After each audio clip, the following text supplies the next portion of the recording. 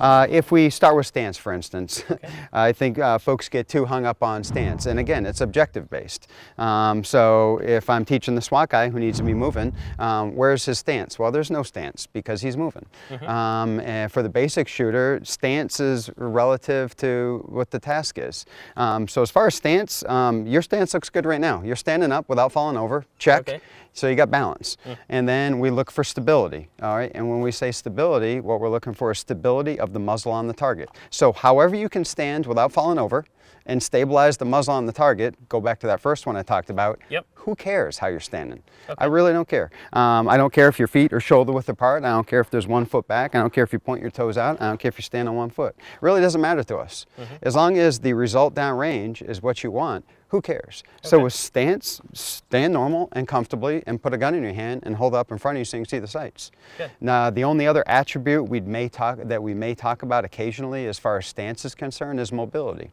Having the ability to go mobile if I need to. Sure. So having a stance that sets myself up for mobility, which we get into as we progress in our shooting careers. But basically balance, standing up without falling over, stability, having the ability to stabilize the muzzle on the target. How are you doing that? I don't really care, and none of our guys do. As far as grip's concerned, all right, we're looking for a full grip on the gun. Now, obviously, at the basic level for shooters who have never, or not even shooters, people who have never picked up a handgun in their life, obviously, we have to tell them how to hold the gun. We keep that pretty simple as well, and I can certainly go over that with you if you'd like. Okay, why don't we talk about the grip? Sure, absolutely. So I'll start with this Sig Sauer P226, and you can see Yep. that that's It's clear, unloaded. clear and safe Good. and unloaded. So with, and this is single action, so it's a locked in cock type of gun. So with grip, what we're going over is take the gun in your dominant hand. So I'm a right-handed shooter. Yep. So as I grip the gun in my dominant hand, I'm coming right in behind the gun. And what I'm looking for is kind of a fit type of thing. Make sure the gun fits me first of all. So I'm just looking for a straight line down the slide of the gun, down in my hand. I'm looking for these 3 fingers to be vertically stacked right here, finger straight forward off the trigger. And I'm trying to get as high in the grip as possible. Okay. So we encourage folks to get their hand up as high in the gun as possible so they're nice and close to that bore axis line so Yep. the gun's not flopping around in their hand too much. And then on the other side of the gun, all we're looking to do is close up that space. We typically, on a SIG for instance, but we don't really care what you shoot. On a SIG for instance, we'll use that takedown lever as a reference point for your thumb, right up there, 4 fingers stacked. And just bring it in here and we close up that gap right in the back. So we got good circumference all the way around the gun. Great. And as far as how much pressure on the gun, we typically say something like a firm handshake, or if you were striking a nail with a hammer, something about like that will get the job done. Don't want to squeeze it so hard that you can't move it around. Yeah, squeeze or the so juice out loose of that it. it'll fall Yeah, out of your hands. exactly. Yeah, pretty simple.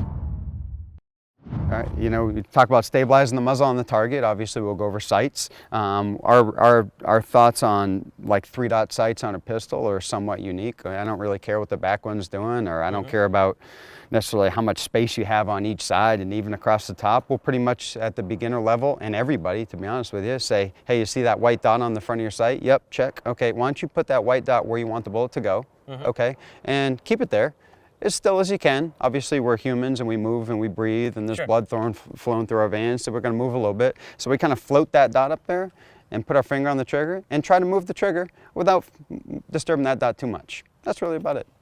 I think any more than that and we convolute stuff and folks get confused. So good grip, keep your muzzle pointed down on the target, keep it stable, Yeah. squeeze the trigger without disturbing the sights, and Yeah, you're gonna hit the target. and again, we're setting ourselves up for success. So, like you just used the word squeeze the trigger. You typically won't hear us saying that. We'll say move the trigger or work the trigger. We think squeeze. We think that Yep. movement. I don't want the people to do that on the gun. Yeah, I 'cause want then them. you're gonna move it. Yeah, I want them to isolate the trigger and Okay. move the trigger without disturbing anything. If they squeeze it, they tend to milk it and move it all over the place. So, Okay. you know, Good. yeah, real slick, real simple. We've gone over the fundamentals, so why don't you pick it up, treat me like a brand new shooter on my Okay. first day at the academy. All right. And let's take some shots down range, and maybe you can help me get better. Sure, that sounds great. Let's do it. Okay, good. So we got a clear and safe gun. Go ahead, point your gun down range. And just lock the slide to the rear, take out your magazine. Good, and send your slide forward. You can just keep it unloaded, send your slide forward. Okay. All right, just hold the gun up on target. And you got a nice red fiber optic slide up there. So put the dot where you want it to go, all right? And you know, our goal here is just to hit a specific place on the target, right? All right, I would really relax yourself. Our goal out here, like right now, you're not shooting a competition, so you're not expected to haul across the range, and we're not going to be doing any movement, and this guy's certainly not shooting back at us, so I'd recommend just relax. You know, you were just standing there talking to me, just kind of like this. I would stand just like that. Bring the gun up to your line of sight, relax your shoulders, objective based. Right now, you're not moving, you're not in a competition, you're not flying around the range, so relax. Yeah, so that looks good. All right, so you're standing up without falling over. You see your red dot, right? All right, put the red dot where you want the shot to go. Place your finger on the trigger and move that trigger without moving that dot too much. Good. I think that's pretty much does it right there. That's about it. Pretty simple. All right, so 1 foot behind my back and holding the gun like this. This is probably not ideal. So hitting that 1 inch square right there with my gun upside down, standing on 1 foot, what I just proved?